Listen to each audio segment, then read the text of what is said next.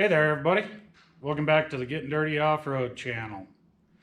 What we've got here is part 2 of the Project Black Ford Buy Cheap, Revive, Sell. I don't know what we're going to call this, but this will be round 2. Now, if you watched the last video, you already know that the starter was not good. Even the new starter did not sound good. It sounded like nails on a chalkboard. I don't know if you younger girls will understand that. So maybe it sounded like your mom took your sister's iPhone and something along those lines, and she's screeching. I don't know. It was bad. So you saw me mess around with it. It would fire and then it would die as soon as you let go of the key. I did that several times, scoofing around. I seen oil pressure on it. It did try to run a little longer each time. So got to the point where the starter decided it had enough. We weren't going to play that game. So fast forward up to today. I had a friend of mine give me a hand. Major goal was just to get it towed here to the house. I did call the friendly Napa store. I asked them to get me the second option for starters. There's 2 options for this 351 Windsor. I don't know why. I don't know. But I got the second option. Picked my buddy up. He decided that we had a little bit of time to goof around with it, so we swapped the starter out. The result was now it cranks over and actually sounds like a Ford. In doing so, we messed around. We had a couple hours that we played around. I had to get ready to go to work. He was working on his own truck that day. Basically, bottom line, it came down to where we just towed it home. So today I'm going to take you through a few of the steps that we played with and what we come to realize. Okay, so first thing that I want to point out is the starter down there. This starter that actually cranks this smoothly and sounds right and yada yada, it's a 10-tooth starter. The other option is a 9-tooth. I don't know why it's like that, but it is. So if you're having troubles there, maybe you need to investigate how many teeth you have, try different options till you get it right. I'm not a Ford guy. I don't know why they did that. But that's been installed. It sounds proper. It cranks over smoothly. Done. Taken care of. So now, one thing that we had done while we were messing around is we wound up inside of the distributor. Probably not necessary. We were both leaning towards the ignition switch assembly itself. Now, that was 4 days prior, mind you. So we had both slept, and when we got back over to the truck and the starter installed, we gave it a crank. It tried to fire. It died. My buddy reached up there and held the choke open. I tried to crank it again. We got a fireball up out of the carburetor. So even if we had thought about the ignition switch at that point in time, everything had changed to maybe a timing issue. So we're going to come back to that, because in the end we did discover it was a ignition issue. So I'm going to set you up. I'm going to get a meter, which the first day I didn't have a meter. When my buddy and I went out there the next time, I took my meter. Funny thing, the meter didn't come out of the back seat until we had already taken this distributor apart. So we were kind of at a point in that time where we just decided for laughs, let's check it with the meter. And wouldn't you know, we found a problem. So I'm going to set you up and show you.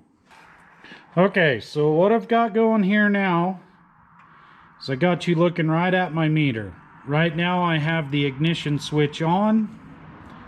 I have the battery connected. So I'll show you the point on this control module over here on the fender that I'm testing after we do a little proof here on the meter. So first test, I've got my ground stabbed right into the battery ground there. Now we're going to check the positive side just to verify connection. All right, you see we've got 12.2 voltage right there. Okay, now the ignition switch is on, so I'm going to check the hot side of this coil.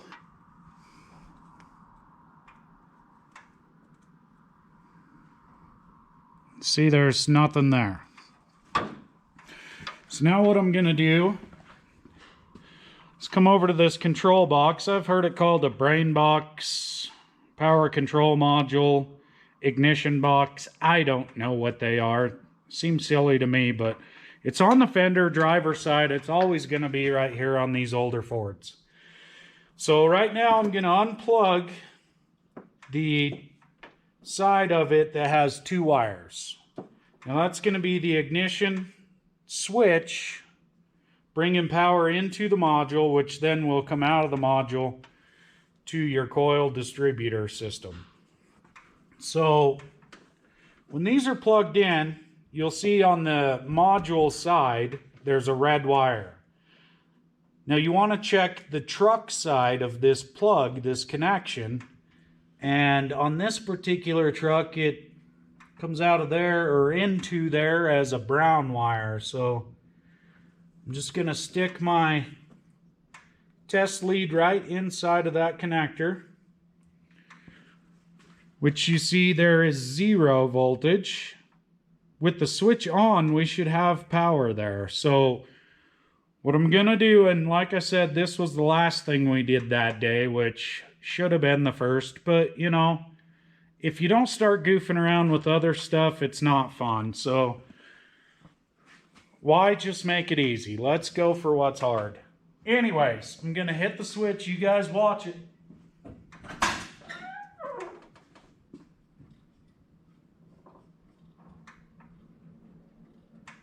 Now that, I'm just lightly pushing the switch forward. I'm not trying to engage the starter.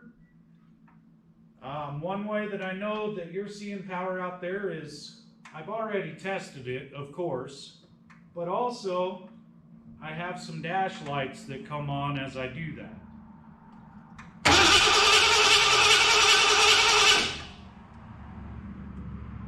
Probably still have power. If I go to the key, I'll bet it's dead now. So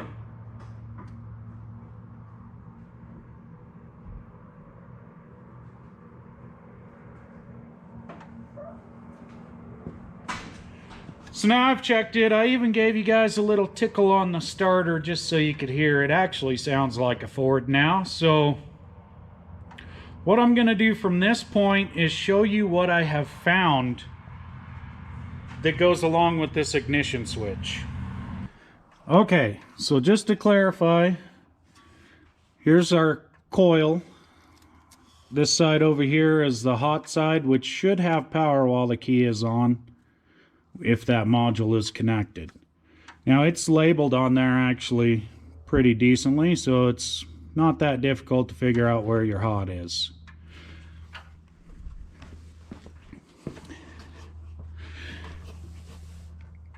Now over here, this is the control module I was talking about. This is the connector. You can see where I have my lead. So on the module side, we have this red wire. These only plug in one way, which I'm going to plug it back in here. Now, probably have to unplug it again just to check, but anyways, it's plugged in. So now this red side comes around on this brown wire. As long as you're making sure you're lined up there, checking from your ignition out, you're probably fine, whatever color it is. So I'll show you what I did discover. Okay, so after I got it home, you know, I worked a few days, did whatever, and then I worked another week, so it's been a couple weeks, but that's how I roll, so you guys already know that. Anyways, it's in the shop here, so I took my cover off from my gauge cluster system here, took the cover off from the bottom of this steering column. I took the bolts out of the steering column to let it come down, and then as the column came down, I think it became very obvious for me. So I'm trying to see if you guys can see here. Maybe you can. I think it's obvious in that right there. So right here is your electrical connection. There's a rod right here that slides from the ignition tumbler system. The rod comes down the column and it moves things inside of this block. Now this is exactly how I found it. I don't know if somebody was digging around underneath there. There are wires under this dash and under the hood and under the seat. There are magical wires in this truck. They're Wi-Fi, they're Bluetooth, they're unicorned. I don't know, but maybe somebody bumped that and that's where the problem began. So you see, I have a gap in that connector. What I'm gonna do now is just give it the little squeezer, see if I can get it to snap back together without actually snapping. So this should be interesting.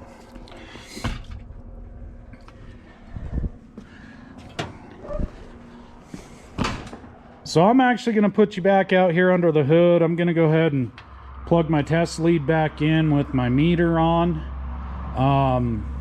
Like I said, my buddy and I, the first day I got this, had thought it was probably in the ignition switch, and then we slept, forgot, we didn't know to begin with. I don't know, but this is where we're at right now.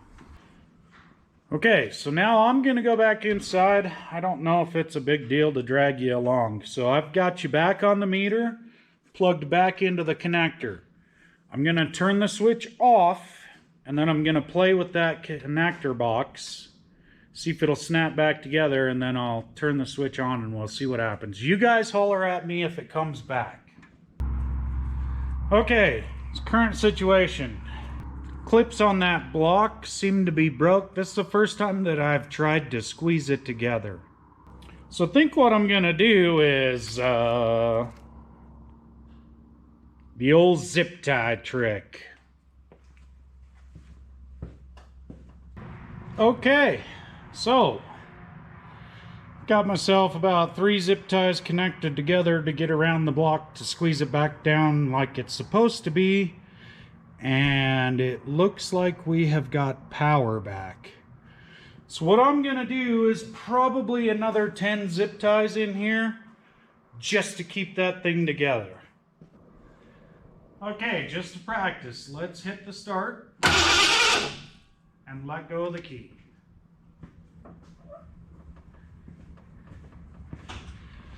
All right, so now, and just for now, I've got one bolt partially threaded up in there just to hold this column back up where it should be.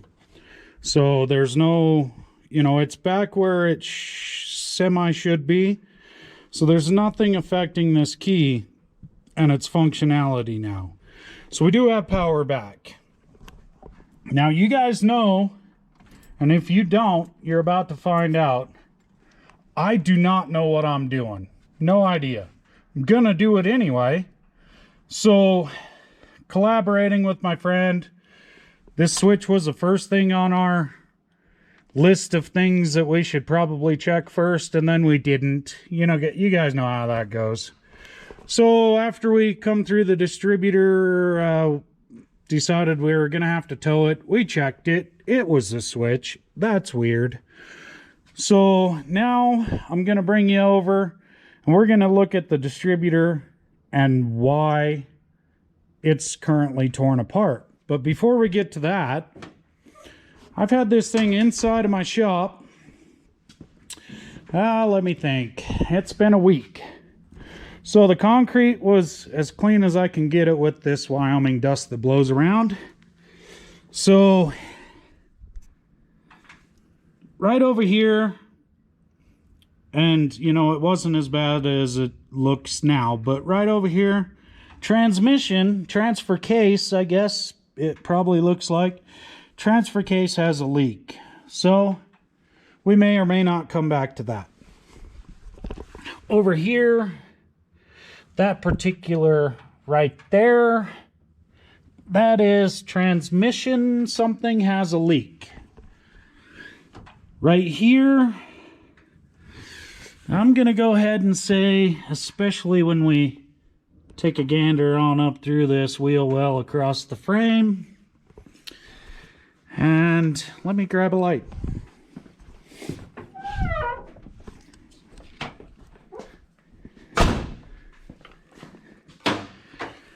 And then we come across this master cylinder brake booster situation we've got. Probably the way that it's peeling that off, I'd say we've got a brake leak. Now, if you guys follow on the Vice Grip Garage, those ones aren't necessary. As long as it'll move, who needs brakes? Now, I've drugged my light over here simply because you can't see it anyways, but let's put a little light on the subject. Right down there, we got a motor mount. Now that holds the engine to the truck frame. Yesterday, I decided, you know, there isn't any coolant in there, so I had about a half a gallon of antifreeze, and I dumped it in the radiator.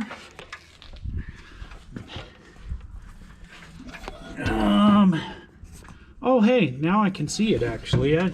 I didn't get this angle, maybe because I didn't have my light, but let's see if you can get in there. Can you see that? Oh, I don't know. Hold on. Okay.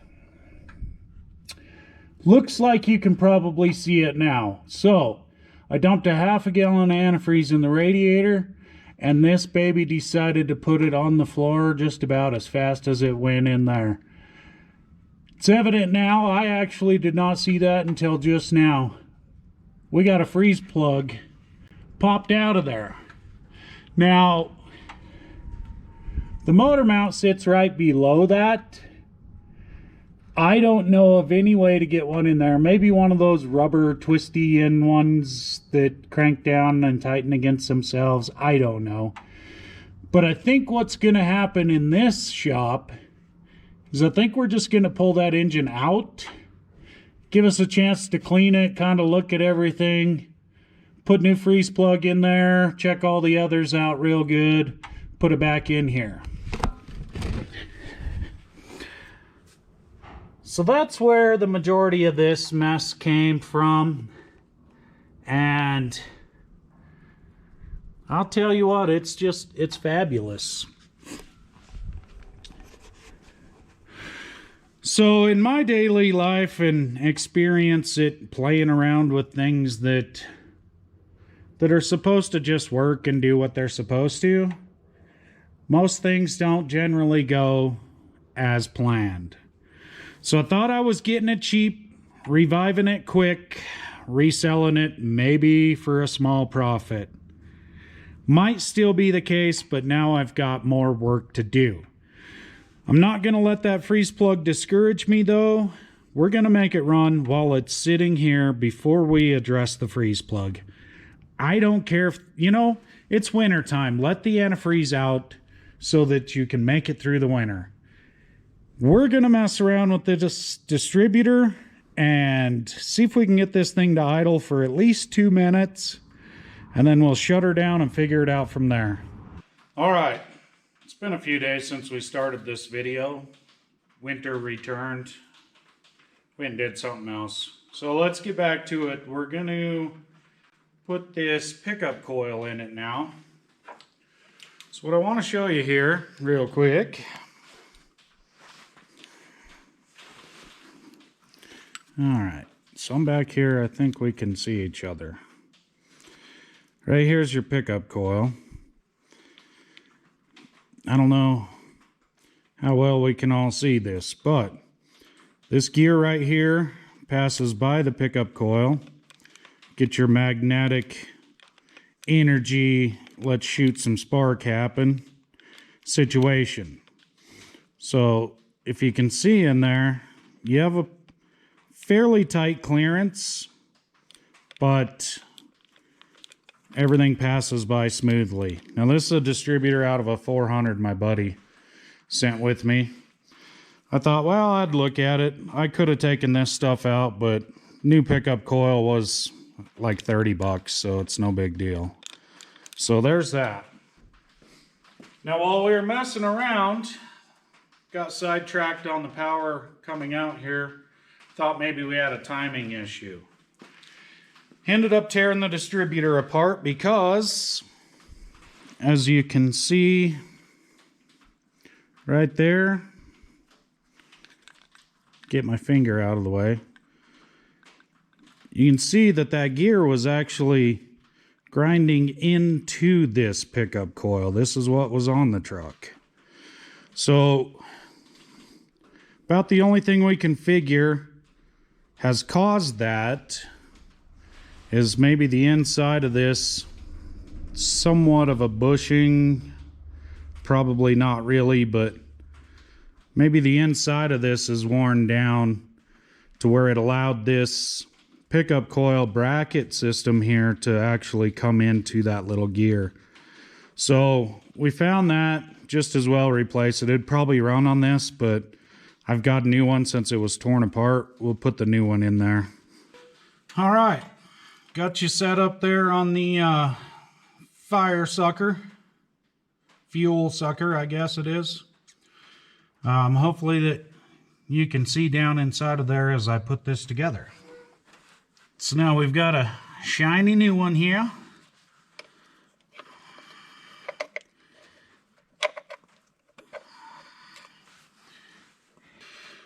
So I've got it placed down around the shaft of the distributor. Vacuum Advance has a little rod that goes on the side there. And then there's a little tiny clip that'll go on that Vacuum Advance rod. Hopefully we can get that on without losing it. Okay. Surprisingly, I actually got the clip on the top of that little stud there. Can't believe I didn't lose it. I better not talk too soon though, because now we've got this little spring clip type hoodus. Now this is going to go above that bracket onto this groove in the shaft, just right there above it. Now that one is pretty flexible. It's actually in the groove. Make sure, yep. So that one, she clips right into that groove nice and easy. So now that is in there. All we've got to do is route this wire pigtail.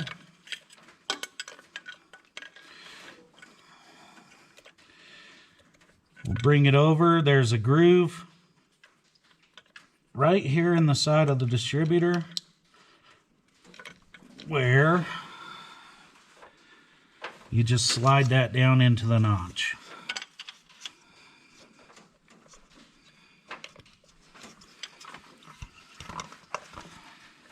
Okay, so it's down in the notch right there. So now it makes the wires way to get onto the outside of the distributor, plus this rubber part of it will seal so that you're not getting water and such back inside of your distributor.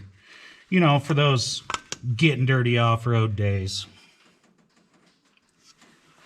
And then to go with that, got a little copper strap, a screw that'll go mount into the distributor here, into the body. And that'll give us a ground on that system. Plus it kind of helps it hold in place.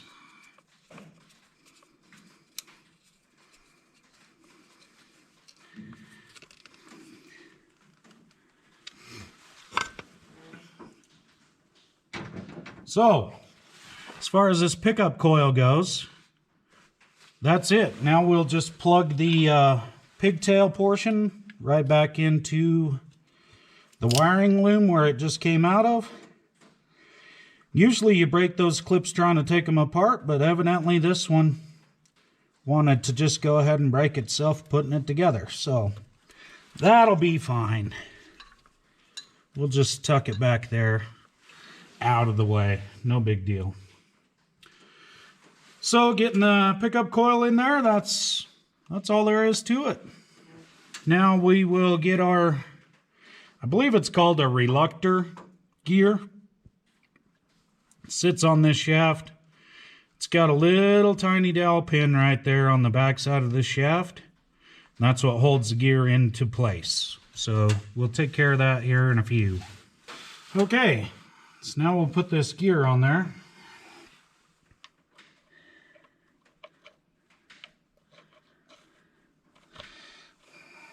So now I've got it where it will live, and we have good clearance between the pickup coil and this gear. So I'd say this is going to work. And this little tiny roll pin right here is what holds this gear in place.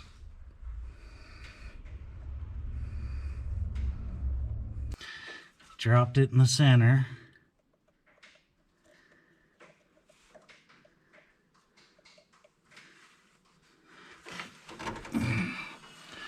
What I need to do is line up this groove on the gear and the notch on the distributor shaft. And I don't believe anybody would ever say that it was easy.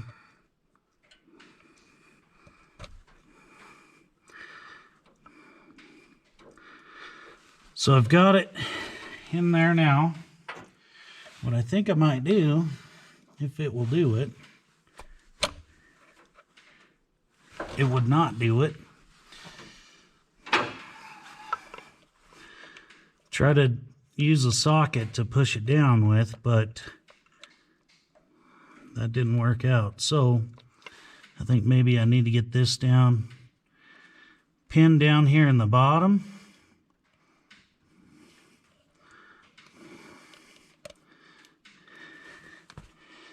That's magnetic, so it's not happy with that either.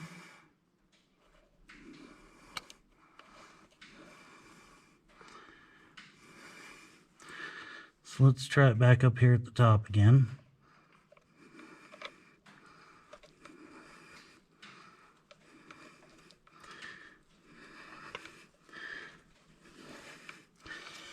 Okay, so now it's actually sliding down with the gear.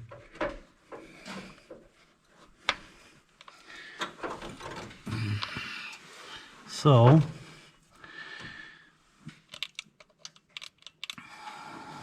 got it back down there.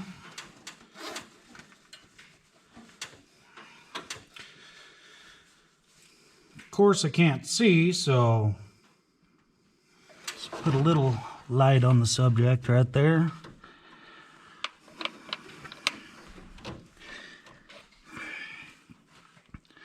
All right, looks like it's flush in the gear.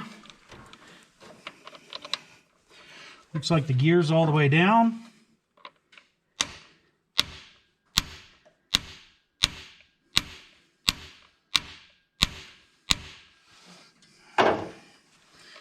Just to make sure, give it some love taps. Of course, you don't want a big old smasher on this, just a little tapper.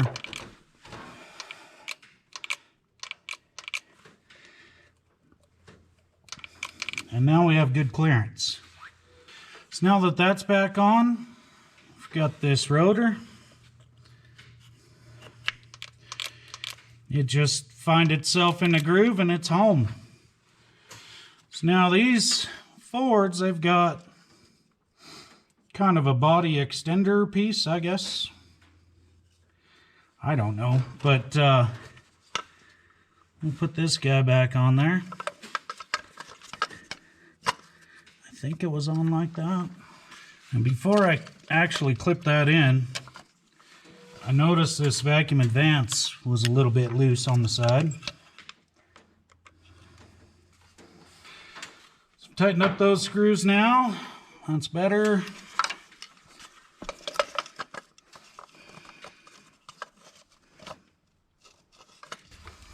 And then it just has spring clip hooters that hold that down to the distributor. And then we will put our cap piece on.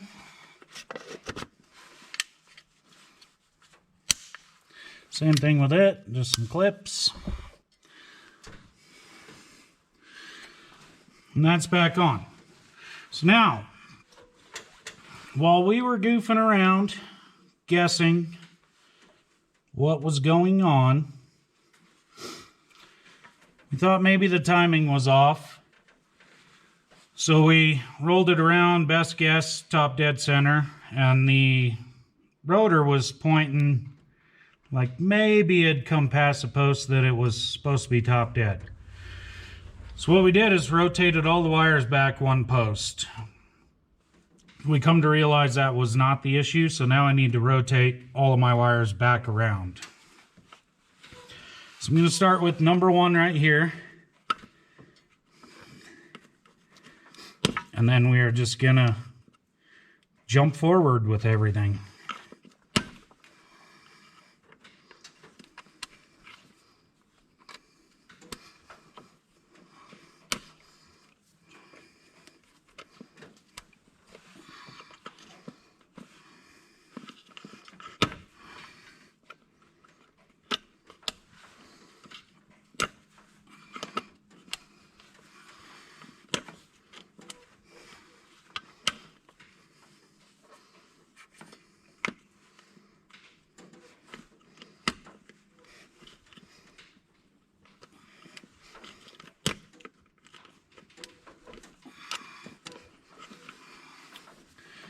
So now everything's been moved back to where it was when I found the truck. Got our coil wire back on. So now all of that is back together, just like I found it.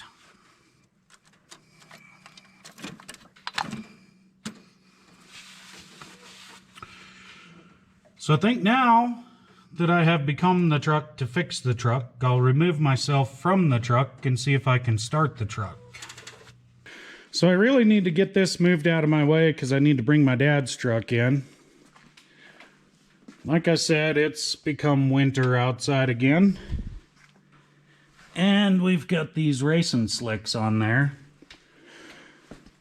Plus, I really can't run it too long, so I don't want to sit in the driveway peeling the layers down until I find traction. So what we're going to do before we even try to start it, we're going to come right down here. Now for you younger kids that all you got to do is push a button to make things happen, you might not understand this, but we need to turn this here to the lock position. Now, once you get these in the lock position, one of two things: either you've already gone too far or you're about to go too far. But those are some getting dirty off-road selectors. All right, I got you set back out of the way. I mean, I don't want you to get hurt or nothing, but we're about to twist it off. So we got the battery connected.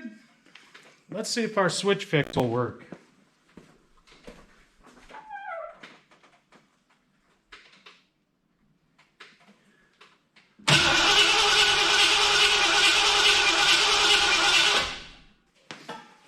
try that again.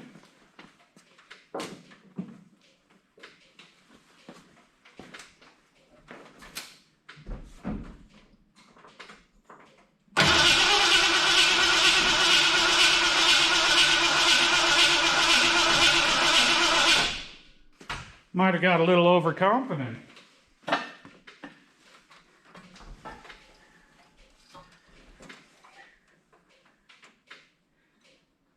So I'll give her a little puff.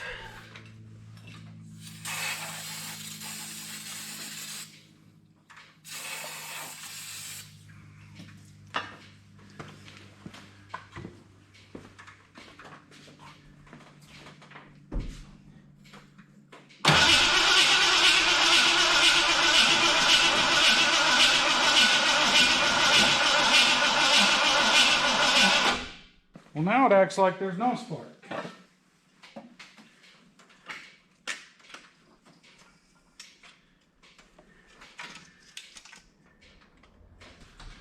Well, I guess I'll get my meter.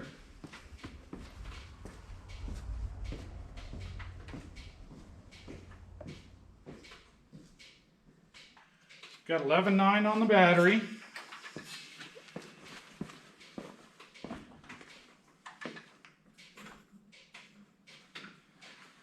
Got the key switch on. Showing 6.5 at the coil.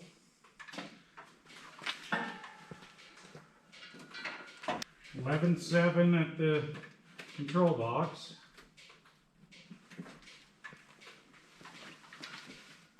So, I mean, I'm getting power, but she don't want to start. So, what do we do now? First thing, we'll put a little boost in the battery.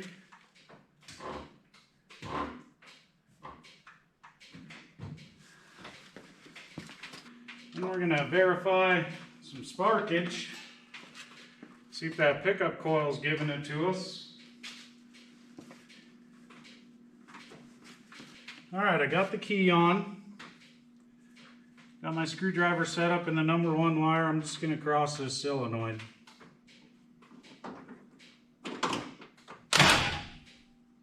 Kind of like that.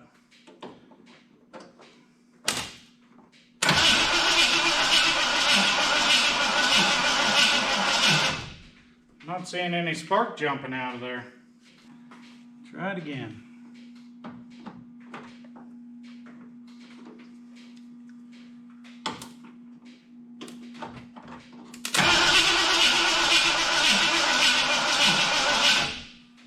No.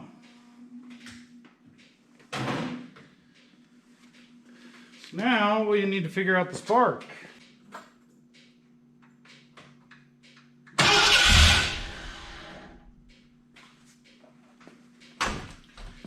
Okay, you just heard it kind of pop alive just a little bit.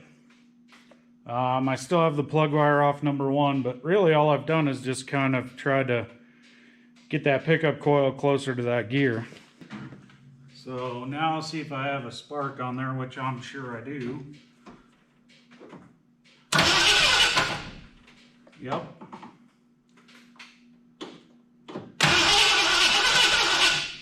Yep. So now we're getting spark, so I guess maybe the gap on that pickup coil was too far back. There's not really an adjustment on there. I just used a screwdriver and asked it to get closer. So now we'll see if it'll stay running.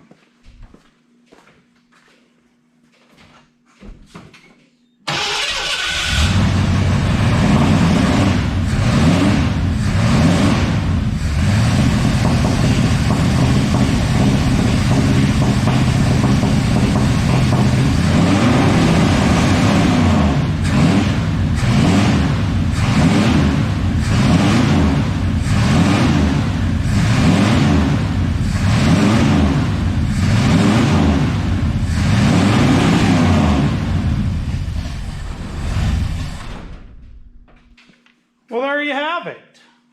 So, Wasn't getting spark, pickup coil was too far away from the gear.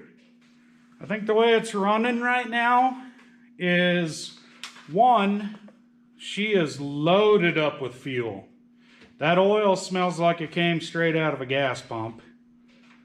Two, I'm pretty sure that I could hear some serious vacuum leaks, which is also very obvious to look at.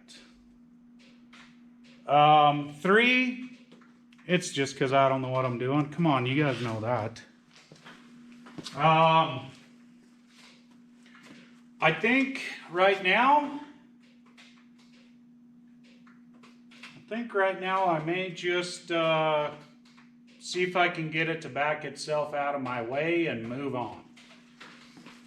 Let's have a quick look here. All right, now, the quick look doesn't really tell me much of anything. Looks like all the vacuum associated with the carburetor is hooked up or plugged. The gasket underneath it could be leaking. Could just be that it's so loaded up that it doesn't want to idle at the moment. Now, I'm not too worried about that due to the fact we all saw there's a hole in the side of it. So I'm gonna have to pull this out.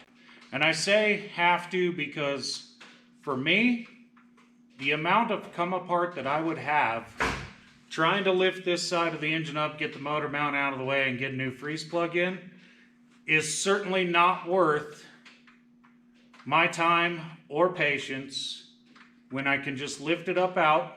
I can take a good look at all of the engine, fix on, seal up, put a new freeze plug in, remove the old smog control lines and such that are funky in here, plugged with bolts and whatnot. You know, it's the way I would have done it, but I'm gonna pull the engine out, so I'm just gonna eliminate all that, put plugs in there, take care of all the vacuum stuff, just give it a good going over.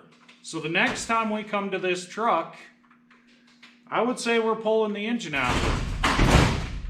Now, me, it'll be easier. Some of you guys and gals that have got the patience and don't want to pull it out, maybe you could just unbolt this side and lift it up a little bit with your hoist and take the mount off and, you know, ease in a new freeze plug. And they make those rubber, let's just twist it down until it's tight. I trust those all the way until the next winter.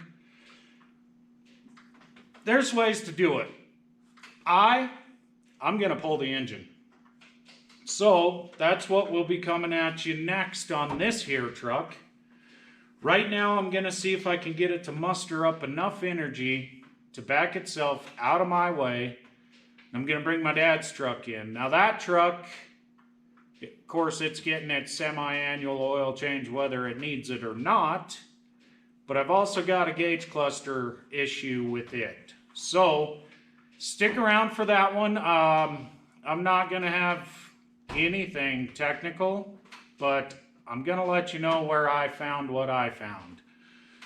So until then, I guess we'll just finish this one up right here. I appreciate you guys watching. It makes it worth the time to come and do it, and it's certainly helping me getting back to doing things. If you guys could hit that like, subscribe, leave me a comment. I definitely want to see comments. If you guys got any ideas, tricks, know-hows, know-how-nots, anything you guys want to say, just drop it down there in the comments for me. I'm also, you know, she runs, so she's for sale. So that's where this one's headed, is right back down the highway. Pretty soon it'll actually look good from the highway. And my zip tie got the power back out to the engine. I'm even going to give you a guarantee that you'll get to the end of the driveway. So until you see this guy again, I'll probably be working and here and there, and it's winter again, so I'll be back soon. I surely appreciate you guys' input. Let me know what you want to do with this thing. Alrighty, so Probably have to pedal on it a little bit just to get it moved. I'm just going to back it out, move it over here beside the shop, get it out of the way. I'm going to pull the old Getting Dirty Off-Road selector, then I'm not out there overheating the engine, spinning out in the driveway, so we'll just get it moved out of the way. Like I said, we'll be coming back on this. We'll be pulling the engine out of it next. Maybe not the next video, but right now I'm bringing my dad's truck in. I gotta take care of it. So I really appreciate you guys watching. It truly does mean a lot to me. I'll catch you in the next one. One other quick idea, which I've seen other guys do. When I get this out there, I'm gonna unhook that battery up. I've just got way too many space wires in here.